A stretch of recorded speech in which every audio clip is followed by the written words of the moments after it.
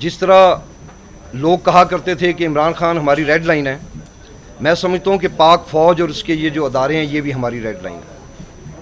9 मई के वाक़यात के बाद हम सारे दोस्तों के लिए मुश्किल हो गया है कि हम उस बयानिए के साथ चलें। हम अपनी राहें जुदा कर रहे हैं। हम मिल के इंशाअल्लाह मुत्तफ़िक़ा तौर पे फ़ैसला करेंगे कि आइंदा हमारी सियासी हिकमत अमली क्या होगी।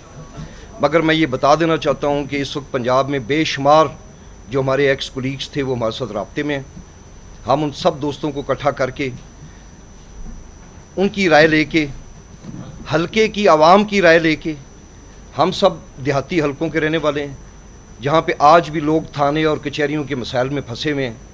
हम इंशाल्लाह उनको लावारिस नहीं छोड़ेंगे। हम उनके साथ खड़े हैं और हलके की सियासत को जारी रखेंगे।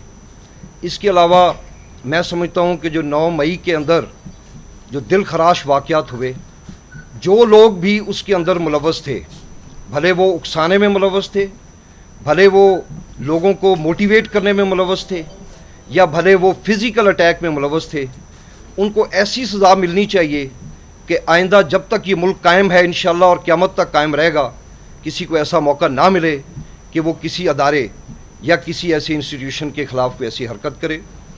मैं समझता हूँ कि ये जो रवायत चली, मियाँ नवाज़ शरीफ साहब ने बैठ के उस वक्त के आर्मी चीफ़ और DGISI के बारे में बातें की, कल मरियम नवाज़ ने जलसे में ऐसी बातें की। हमें इन बातों से रुक जाना चाहिए। हमें अपनी सियासत को अपनी सियासत तक रखना चाहिए।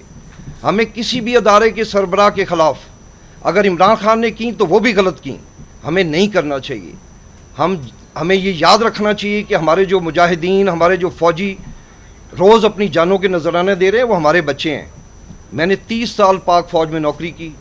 मैंने एंटी नारकोटिक्स के ख़िलाफ़ काम किया। मैंने मिलिट्री इंटेलिजेंस में 20 साल काम किया। मैंने ढोक काला खान में बारूद की जो 3 गाड़ियाँ पकड़ी, उनमें से एक गाड़ी मैं चला के तो उसको महफूज मकाम पे लेके गया।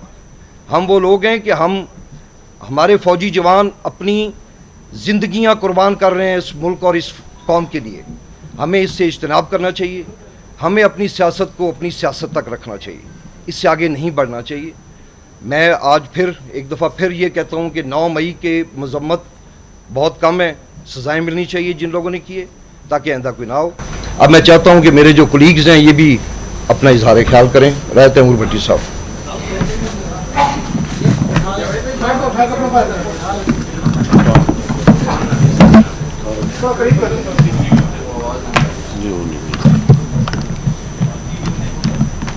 आ जाइए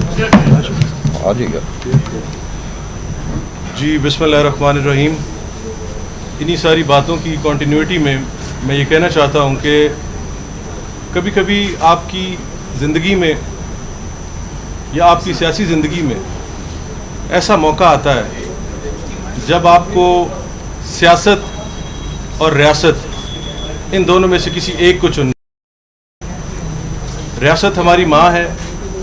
हमारी रियासत के जो तमाम इदारे हैं, ख़ास तौर पे हमारे दिफाई इदारे, हमारा दिफा मजबूत है, हमारी रियासत कायम है तो हम सब कायम हैं, पाकिस्तान है तो हम सब हैं। ये जो पिछले दिनों में वाक़यात हुए और वाक़यात को यहाँ पर ना रोका गया, तो ये तो एक सियासत में रवश बन जाएगी कि जब कोई आए रियासत के दिफाई अदारों से सबसे टक्कर लें और अपनी रियासत को कमज़ोर कर दें। हम इसकी पुरज़ोर मज़म्मत करते हैं। और मैंने सियासत में से और रियासत में से, मैंने भी और हमारे इन तमाम जो हमारे रिस्पेक्टेड कोलीग्स हैं, हम ख्याल दोस्त हैं, हमने ये फ़ैसला किया है कि हम रियासत के साथ खड़े होंगे, हम पाकिस्तान के साथ खड़े होंगे। और हमारा जो भी अगला सियासी लाहेअमल होगा उसका हम सब मिल के दोस्त फ़ैसला करेंगे। जिस तरह कर्नल साहब बता रहे थे कि और भी हमारे बहुत से दोस्त हैं जो हमारे साथ राब्ते में।